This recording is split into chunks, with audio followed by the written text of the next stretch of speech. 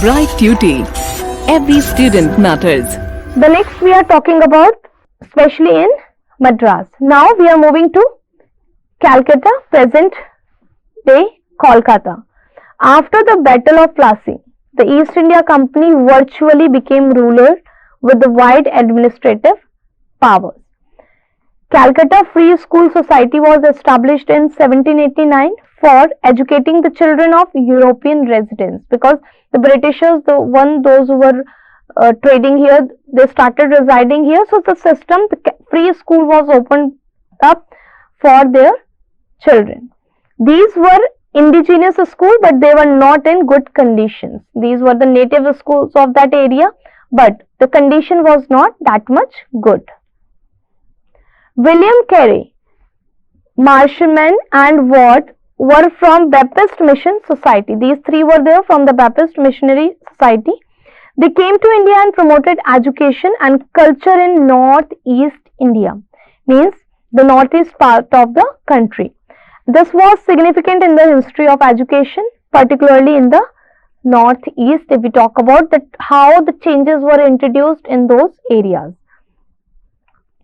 They were called the Serampore Trio. They had their own specialties as under. Marshman was a teacher, Watt was a printer, William Carey was a preacher. So all the three were having their own specialties. Their joint efforts and other favorable factors made them successful, because they all three came together and they started using their skills, and ultimately the outcome was that which was resulted in the better education system. They settled in Danish colony at Serampore, a few miles from Calcutta. They opened a few schools in and around Calcutta there. But obviously the difficulties were there in front of them. When these missionaries were engaged in the promotion of education, the East India Company declared religious neutrality and stopped aiding them. So here they started facing the problem from the East India Company, where they were not getting the support from them and stopped aiding them, stopped providing them the fund. As a result, they had to struggle a lot to go ahead with their project. So they started facing the problem in promoting or carry forward with their teachings to the people.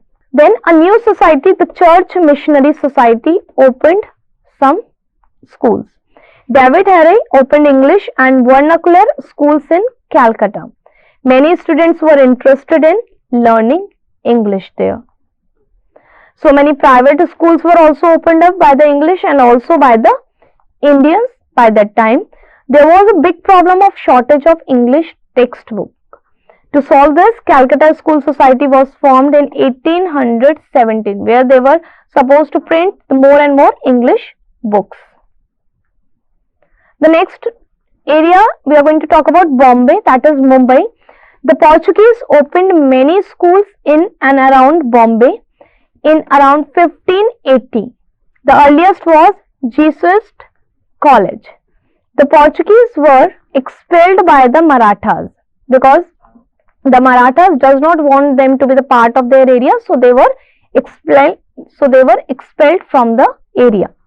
The elementary school arrived due to the efforts and involvement of the local Indian Christian, but slowly and gradually anyhow the efforts were going on, and with the help of the local Indians, these Christian schools started getting the place in Bombay.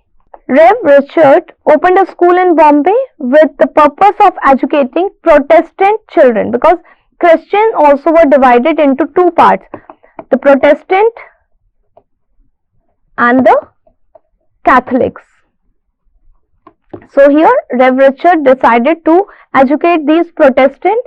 In 1815, one Portuguese Croatian school was also opened, and in 1850 Bombay Society came into existence, and this opened up a school in Bombay as well as at Thane and Surat. Means slowly and gradually the process of this education system was getting pace, was speeding up. With the arrival of the following, like Scottish Missionary Society, American Missionary Society, London Missionary Society, Church Missionary Society, there was a revolutionary growth in the field of school education. The different schools were getting open up and the different teachings were started for the local people.